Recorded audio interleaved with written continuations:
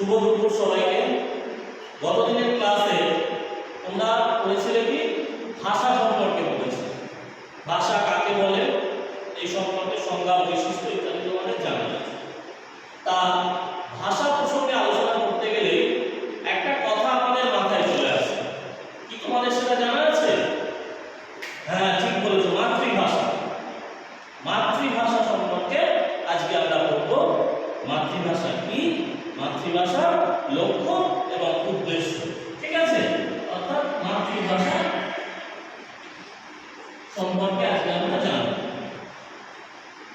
সাধারণত আমরা বলে থাকি না, আমরা একটা শিশু ছোটবেলায় তার মায়ের মুখ থেকে যে ভাষা শেখে সেটাই তার সাধারণত মাতৃভাষা। কিন্তু এই বিষয়টাকে যদি আমরা আরেকটু সমৃদ্ধ করতে চাই তাহলে আমাদের বুঝতে হবে কি বলতো, যে একটি শিশু জন্মের পর থেকে তার পারিপার্শ্বিক পরিবেশ, এই পারিপার্শ্বিক পরিবেশের মধ্যে কে থাকে? তার মা, তার বাবা, তার বাড়ির আত্মীয় পরিজন এবং পাড়া প্রতিবেশী, এরা সকলেই থেকে থাকে। এদের মুখ থেকে যে ভাষাটি শেখে সেটা হলো তার মাতৃভাষা। এইবার আমরা মাতৃভাষা সম্পর্কে তো জানলাম, কিন্তু মাতৃভাষার লক্ষ্য উদ্দেশ্য এটা আজকে আমাদের মূল আলোচ্য বিষয়। এর লক্ষ্য কি আর উদ্দেশ্য মাতৃভাষা শিক্ষা। তাহলে দেখো, আমরা এই বিষয়ে আলোচনার প্রথমে আমাদের একটা জিনিস কিন্তু খেয়াল রাখতে হবে, লক্ষ্য আর উদ্দেশ্যের প্রতি পার্থক্য আছে। লক্ষ্য আর উদ্দেশ্য দুটোই কিন্তু এক নয়। লক্ষ্য কি না, আমাদের একটা সামগ্রিক পরিস্থিতি নিয়ে ভাবতে হবে। অর্থাৎ ধরে রাখতে হবে তোমাদের লক্ষ্য, তোমাদের লক্ষ্য এখন কি? প্রাথমিক বিদ্যালয়ে শিক্ষক হওয়া, এটা তোমাদের জীবনের লক্ষ্য। কিন্তু এই লক্ষ্যটাকে পরিপূর্ণতা দানের জন্য তুমি ছোট ছোট বিভিন্ন কাজ করছো।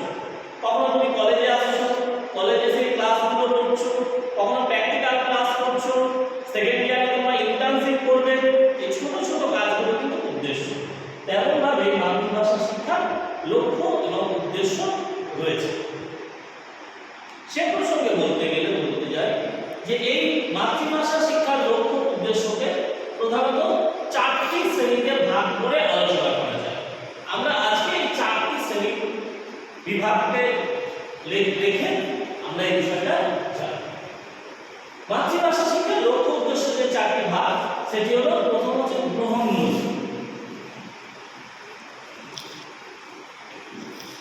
গ্রহণমূলক অর্থাৎ আমরা কোনো বিষয়কে গ্রহণ করি।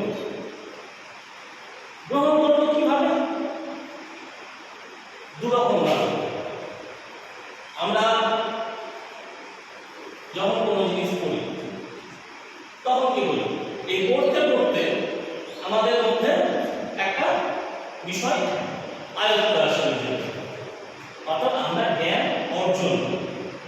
তেমন ভাবে এই গ্রহণমূলক উদ্দেশ্য পড়ার মাধ্যমে হতে পারে, কার্যপ্রণালীর সাথে হতে পারে এবং অবশ্যই লেখার মাধ্যমে।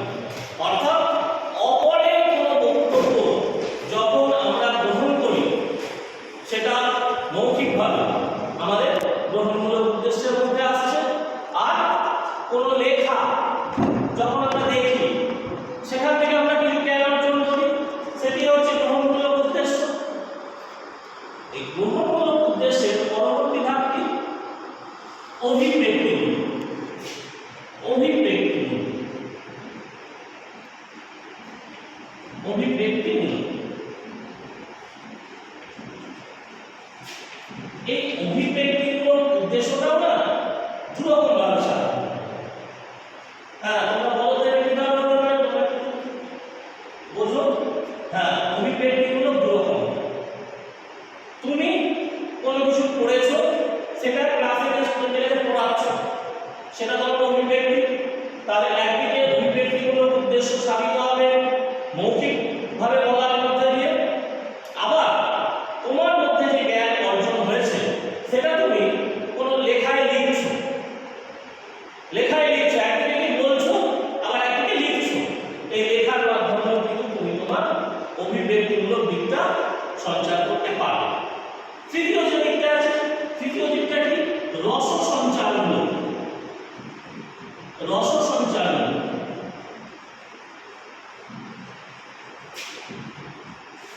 অর্থাৎ কোন বিষয় পাঠের পর আমাদের মধ্যে একটা অনুভূতির জন্ম, এই অনুভূতিটা হচ্ছে রস। অর্থাৎ মাতৃভাষা শিক্ষার লক্ষ্য হচ্ছে কি মনের মধ্যে সে একটা রসের সঞ্চার করা। আর 4 নম্বর কি? 4 নম্বর হচ্ছে সৃজনাত্মক। সৃজনাত্মক